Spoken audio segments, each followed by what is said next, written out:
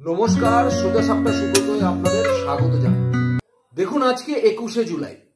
আজকে যে করে হোক আপনাকে ধর্মতলায় পৌঁছাতেই হবে, কারণ আপনাকে দেখাতে হবে যে মমতা বন্দ্যোপাধ্যায়ের প্রতি আপনার কতটা ভরসা আস্থা আছে এবং তার দলের প্রতি কতটা প্রেম প্রীতি ভালোবাসা আছে। না হলে আপনি যে করে খান, সেই করে খাওয়া থেকে আপনি বঞ্চিত হতে পারেন বা আপনাকে সরিয়ে দেওয়া হতে পারে।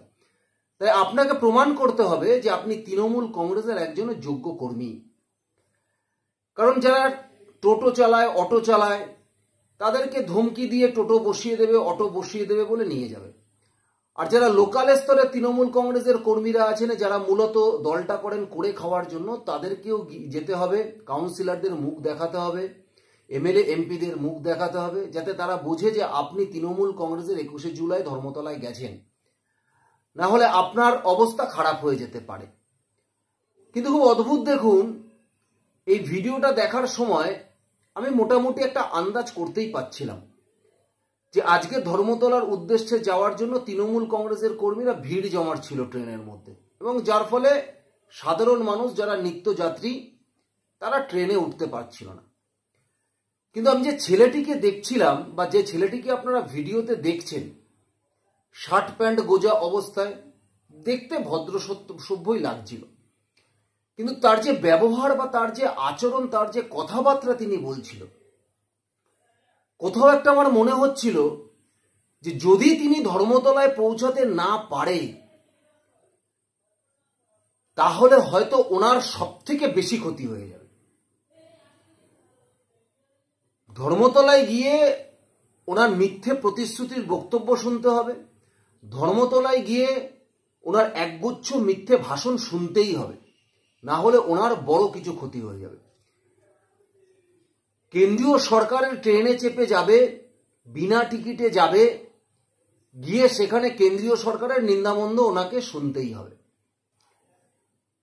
কিভাবে ধমকি দিচ্ছে ট্রেনের বাইরে আপনারা একবার খালি ভাবুন। পুলিশ দাঁড়িয়ে আছে, পুলিশের সামনে মেয়েদের বলছে যে আপনারা লেডিস সে কি করে যাতায়াত করেন দেখে নাও। তারপর আমি ভাবছিলাম যে ঘটনাটা কি হয়েছে, তা সেটা খুঁজতে গিয়ে দেখলাম যে একজন নিত্য যাত্রী যারা যে ট্রেনে যাতায়াত করে, তিনি আজকে ওই ট্রেনে ছিলেন এবং তিনি তার সমাজ মাধ্যমে আজকে ঘটনাটি উল্লেখ করেছেন। তিনি বলছেন, তার নাম দেখলাম যে পূজারিনী হাজরা। তিনি বলছেন যে শ্যামনগর থেকে 3টি ট্রেন ছেড়ে দিতে হলো, কারণ ট্রেনগুলোতে তিল ধরানোর জায়গা নেই। আজকে ধর্মতলার উদ্দেশ্যে সবাই যাচ্ছে, কিন্তু প্রত্যেকটি ট্রেনে যে লেডিস কম্পার্টমেন্ট আছে, সেখানে যে মহিলারা যাতায়াত করে, সেটাও আজকে এরা ভুলে গেছে। লেডিস কম্পার্টমেন্টে দেখে বোঝার উপায় নেই যে সেগুলো লেডিস, অর্থাৎ লেডিসেও সবাই উঠে পড়েছে। যারা নিত্যযাত্রী আছেন, যাদের ধর্মতলায় মানে ধর্মতলায় যে যেতেই হবে এরকম কোনো বাধ্যবাধকতা নেই, যারা চাকরি করে, যাদের কর্মস্থলে গিয়ে বললে হবে না যে আমরা ধর্মতলায় গেছিলাম, তাদের মাইনা দিয়ে দেবে, যারা দিনানা দিন খাওয়া মানুষও আছে, তাদের জন্য লেডিস বলে কিছু নেই। আজকে গেটগুলো ইচ্ছেকৃতভাবে আটকানো যাতে কেউ উঠতে না পারে, অর্থাৎ আগে উঠেই গেটগুলো আটকে দেওয়া হয়েছে। এমনভাবে গেটের সামনে দাঁড়িয়ে যাওয়া হয়েছে যে যাতে আপনি বাইরে থেকে বুঝতেই না পারেন ওটা লেডিস কম্পার্টমেন্ট। ইচ্ছাকৃত আটকে দেওয়া হয়েছে, কাউকে ভেতরে ঢুকতে দেওয়া হবে না, যাতে কেউ উঠতে না পারে। উঠতে গেলে বলা হচ্ছে ওঠা যাবে না, আজকে কোনো লেডিস নেই। মানে যদি কোনো লেডিস প্যাসেঞ্জার নিত্যযাত্রী যদি ট্রেনে উঠতে যায় লেডিস কম্পার্টমেন্টে, তাদেরকে নির্দ্বিধায় বলা হচ্ছে যে আজকে ট্রেনে ওঠা যাবে না, আজকে কোনো লেডিস নেই। যেন ওর দিদি পয়সা দিয়ে ট্রেনটা কিনে দিয়েছে। বলা হচ্ছে উঠতে ওঠা যাবে না, আজকে কোনো লেডিস নেই, জায়গা নেই। তবে জায়গা আছে, কখন? ধর্মতলা চলুন, তাহলে উঠবেন। অর্থাৎ আপনি যদি ধর্মতলায় যান তাহলেই আপনাকে ওঠার সুযোগ দেওয়া হবে, না হলে আপনাকে ওঠার সুযোগ দেওয়া হবে না। তা অতি কষ্টে একটি ট্রেনে ওঠার পর তিনি দেখলেন যে নিত্যযাত্রীদের সাথে বাকবিতণ্ডা হচ্ছে তৃণমূল কংগ্রেসের সেই সমস্ত চোরচোট্টা চিটিংবাজদের।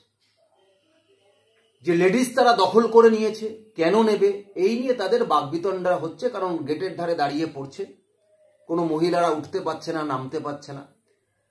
তখন সোদপুরে জিআরপি সমস্ত ধর্মতলাগামী পুরুষদের লেডিস কম্পার্টমেন্ট থেকে নামিয়ে দেয়। জিআরপিকে নিশ্চয়ই অভিযোগ করা হয়েছে। তখন সোদপুরে যখন ট্রেন ঢোকে তখন জিআরপি উঠে লেডিস কম্পার্টমেন্ট থেকে সমস্ত পুরুষ যাত্রী যারা আছে ধর্মতলার উদ্দেশ্যে যাচ্ছে তাদেরকে নামিয়ে দেয়। এবং তখন ওই বীর পুঙ্গবের দল জিআরপির সামনেই নিত্যযাত্রী মহিলাদের সাথে হাতাহাতি শুরু করে এবং হুমকি দিতে থাকে যে কাল থেকে কিভাবে লেডিসে যায় দেখে নেব। দেখুন, এতে আমি অবাক হইনি, কারণ এই ধরনের হুমকি তৃণমূল কংগ্রেস ছাড়া আর কে দেবে, আর ওরা দেবে না কেন? এ ধরনের হুমকি আপনি যখনই শুনবেন তখনই আপনি বুঝতে পারবেন যে এরা তৃণমূল কংগ্রেসের সাথেই যোগ আছে।